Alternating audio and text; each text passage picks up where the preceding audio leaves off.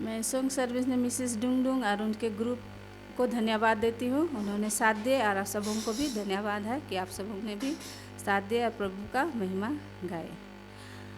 Happy साबत और good morning. महिला दिवस में मैं आप सबों को स्वागत करती हूँ। मुझे तो दुख लग रहा है, चेयर सब खाली है। आप लोग को कैसा लग रहा है नहीं मालूम, पर परमेश्वर की आशीष हो। अपने स्वर्गदूतों को भेजे और चेयर भरे। सभी को प्रार्थना करें कि हमारे चेयर हरा भरा रहे और चर्च भवन में परमेश्वर का उपास बहुत ही जोर शोर से हो। इस समय मैं आप सबों को फिर से स्वागत करती हूँ हमारे इस भगील ज्योत मंडली में। छोटे बड़े नए पुराने जितने हैं सबों को मैं अधिक दिल से स्वागत करती हूँ।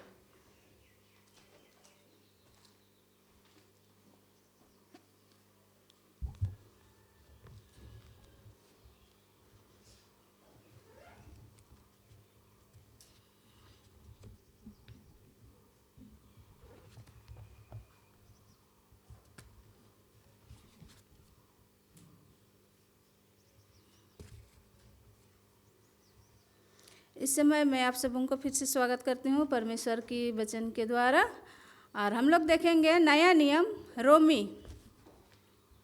रोमी 4 का 18 से 21। नया नियम रोमी 4 का 18 से 21 हम सबों के लिए परमेश्वर का वचन हम सबको कह रहे हैं।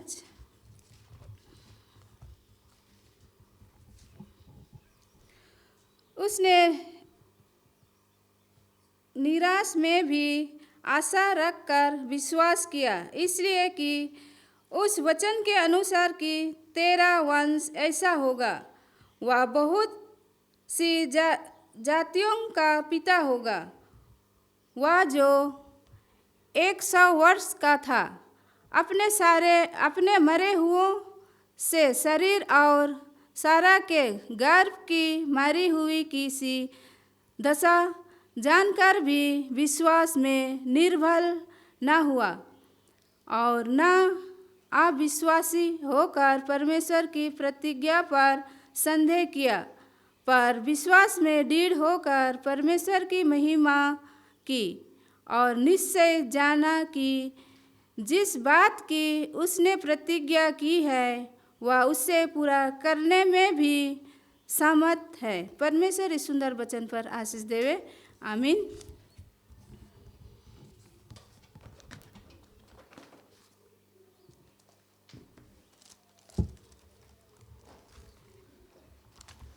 हम लोग गीत गाएंगे सदरी में से गीत नंबर 80। सभी कोई खड़े हो जाएंगे। गीत नंबर 80 सदरी। जीवन वचन खावा हरा भरा रहबा। जीवन वचन खावा हरा भरा रहबा, फल पते जबा मासी में बढ़बा। जीवन वचन खावा हरा भरा रहबा, फल पते जबा मासी में बढ़बा। यीशु कर दिल डोल में दिनों दिन मासी में बढ़बा। यीशु कर दिल डोल में दिनों दिन मासी में बढ़बा। बाइबल वचन पढ़ा जीवन अपन बचक ले, आनंद जीवन पाबा मासी में बढ़बा। बाइबल वचन पढ़ा जीवन अपन बचक ले, आनंद जीवन पाबा मासी में बढ़बा। यीशु कर में दिनों दिन मासी में बढ़बा। यीशु कर डोल में दिनों दिन मासी में बढ़बा। विश्वास के बटा यीशु कर गुण के आशीषो पाबा मासी में बाढ़बा विश्वास के बटा यीशु करे गुण की आशीषो पाबा मासी में बाढ़बा यीशु कर डोल में दिनों दिन मासी में बाढ़बा यीशु कर डोल में दिनों दिन मासी में बाढ़बा साथ में चला ज्योति के दिखावा ठोकर नहीं खबा धारम कर डहर में साथ में चला ज्योति के दिखावा ठोकर नहीं खबा धारम कर डहर में यीशु कर दे डोल में दिनों दिन मासी में बाढ़बा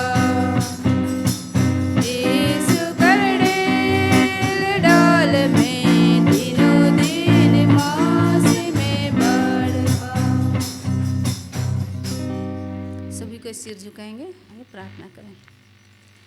महान स्वर्गीय पिता, हम तुझे धन्यवाद देते हैं प्रभु, सारे आशीषों के लिए और पूरे सप्ताह भर हम सबों के साथ था और सही सलामत तूने फिर से तेरे भवन में आने के लिए हम सबों को आमंत्रित किया है प्रभु। इसके लिए तुझे धन्यवाद देते हैं। हम सबों के बीच में हो प्रभु, तेरे सामने आते हैं और सिरों को झुकाते हैं प्रभु। आज के जितने भी महिला दिवस के जितने भी कार्यक्रम है प्रभु, उस पर तेरी आशीष हो प्रभु। हर एक महिलाओं के साथ हो प्रभु, तेरी मदद और सहायता हो प्रभु, तेरी आशीष हो प्रभु। और विशेषकर हम प्रार्थना करते हैं जो सब स्कूल लेंगे टीचर, तो उनके साथ हो ताकि वे अच्छी तरह से हम सबों को सिखा सके और जितने सीखने वाले हैं प्रभु, हम सब भी अच्छे से सीख सके। हम सबों के साथ हो। यहाँ जितने उपस्थित हैं प्रभु, प्रत्येक के लिए प्रार्थना करें, प्रत्येक के साथ हो। और जो नहीं आए हैं किसी कारणवश या बीमार दुख तकलीफ में या हताश निराश है प्रभु, उन सबों के साथ में हो प्रभु। जो हताश है प्रभु, मन में तू उन्हें ढाढ़स और विश्वास और मजबूत दे। और जो बीमार हैं प्रभु, जो दवा खाते हैं, उस पर तेरी आशीष हो ताकि वे खा के भले चंगे हो सके, फिर अगले सप्ताह तेरे भवन में आके तुझे धन्यवाद दे सके और तेरी जय जयकार कर सके। यहाँ जितने कोई सिर झुका है, प्रत्येक हर एक के पापा गुनाह को तू क्षमा कर। यहाँ बच्चे हैं प्रभु, बच्चों के पढ़ाई लिखाई में तेरी मदद और सहायता हो प्रभु, उनके बढ़ने में और उनके संगति में और उनके पढ़ाई लिखाई में प्रभु, सब में तेरी आशीष हो प्रभु। और तेरे डर भय और तेरी निगरानी में तू रखना प्रभु। इस समय हम सबों को फिर से तेरे हाथ में सौंपते हैं। जो रास्ता घाटों में है प्रभु आ रहे हैं, तो उनके साथ हो ताकि सही सलामत तेरे भवन में आ सके। और क्या मांगने से पहले तो सब कुछ जानते हैं। हर एक के पाप गुनाह को फिर से क्षमा करे। प्रार्थना को हम मांगते हैं प्रभु तेरे बेटे यीशु के नाम से, दया कर सुन स्वर्ग में ग्रहण कर, आमीन। सभी कोई बैठ जाएंगे।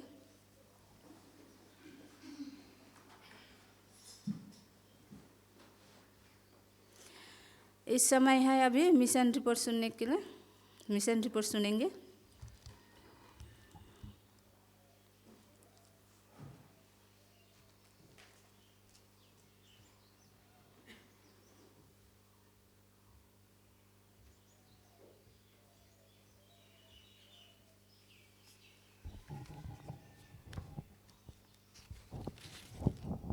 सबों को हैप्पी सबत।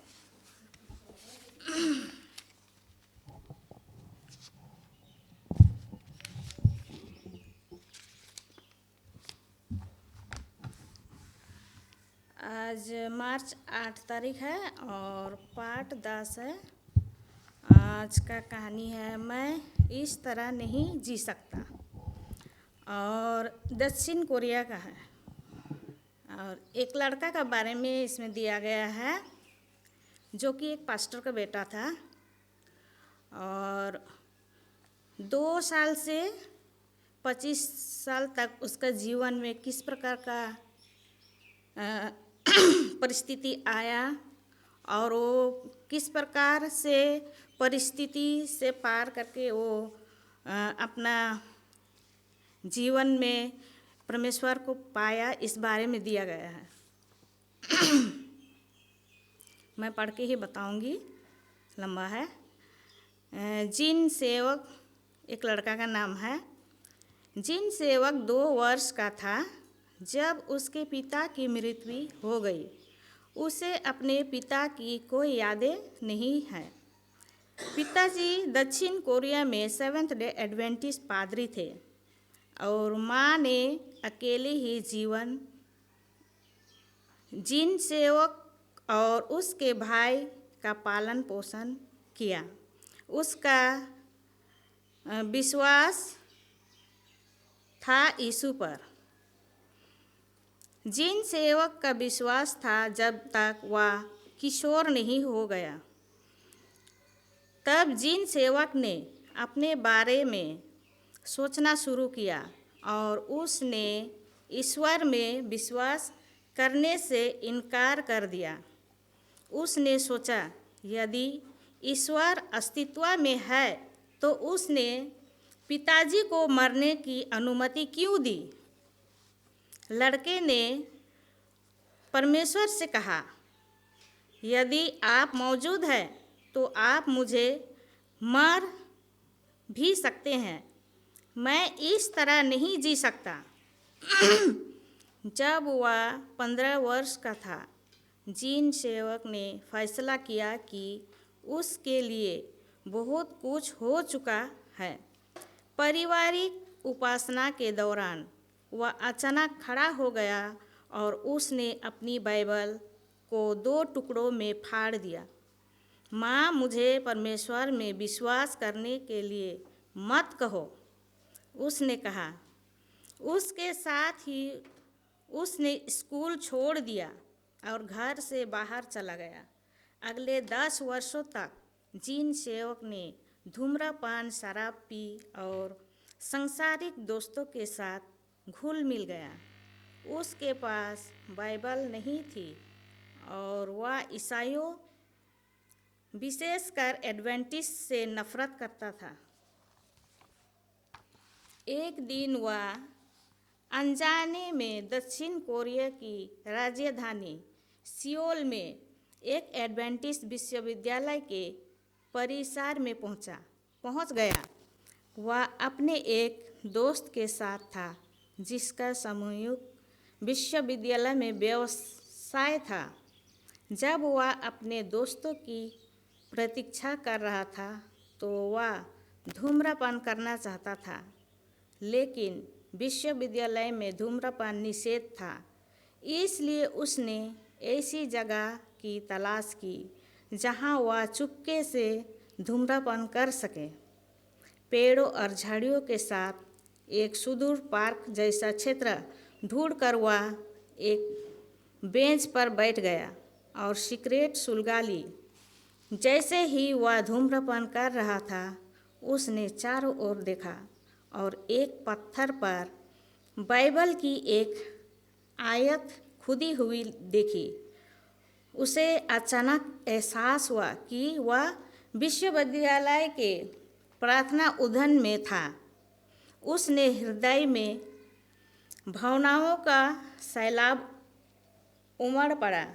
उसे अपने पिता की कोई यादें नहीं थी, लेकिन उसे याद था कि पिताजी ने पादरी बनने के लिए उसी विश्वविद्यालय में पढ़ाई की थी। पिताजी ने संभवतः उसी प्रार्थना उद्यान में प्रार्थना की थी। जब जिन सेवक के विचार उसकी माँ की ओर मुड़ गए, उसे यह सुनकर याद आया कि माँ बहुत बीमार थी और कई लोगों ने उसे कहा था कि वह जल्द ही मर जाएगी। उसका हृदय दुख से भर आया। जब वह 2 वर्ष का था तब पिताजी की मृत्यु हो गई थी और अब जब वह 25 वर्ष का था तब माँ मर रही थी।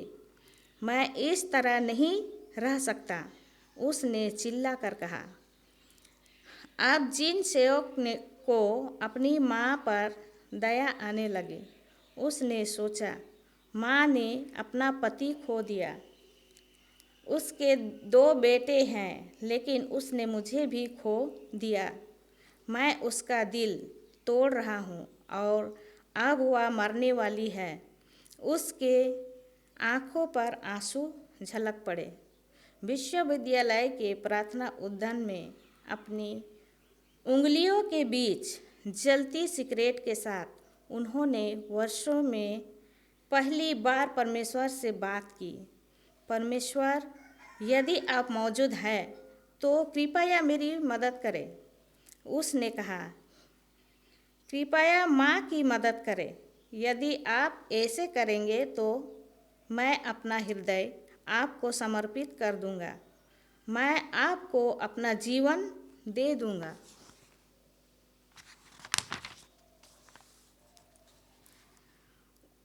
उस प्रार्थना के कुछ ही समय बाद माँ ठीक हो गई और जिन सेवक ने अपना वादा निभाया वह अपने पिता की तरह ही पादरी बन गए।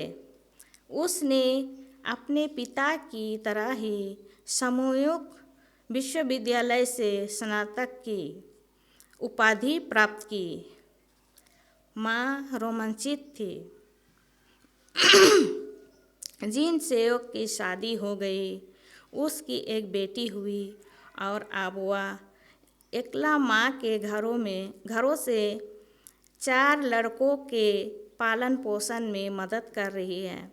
यह याद करते हुए कि वह बिना पिता के कैसे बड़ा हुआ, उसने उस चर्च के सदस्यों के सहयोग से 4 लड़कों की देखभाल शुरू कर दी, जिसमें वह ग्रामीण दक्षिण कोरिया में पादरी था।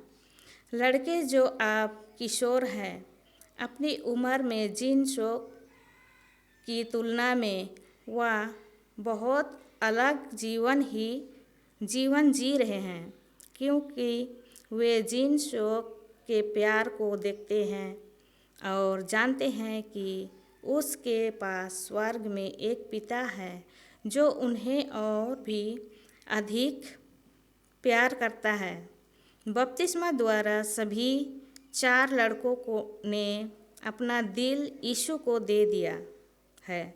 जिन सेवक को उम्मीद है कि एक दिन उन्हें सियोल के एक एडवेंटिस्ट हाई स्कूल में भेजा जाएगा, उन्हें उम्मीद है कि वे मिशनरी बन जाएंगे। वे दिन गए जब जिन सेवक ने कहा, मैं इस तरह नहीं रह सकता। उसने पाया है कि ईश्वर के साथ जीवन जीने लायक है और वह जल्द ही यीशु के दूसरे आगमन पर अपने पिता से मिलने की आशा करता है। इस तिमाही का 13वां साबत का दान का एक हिस्सा हनकुक सामूहिक अकादमी को जाएगा, जहां जिन सेवक को अपने दत्त पुत्रों को सियोल दक्षिण कोरिया में अध्ययन के लिए भेजने की उम्मीद है। दान स्कूल में एक मिशनरी प्रशिक्षण के केंद्र और जिम खोलने में सहायता करेगा। 29 मार्च को एक उदार दान की योजना बनाने के लिए धन्यवाद।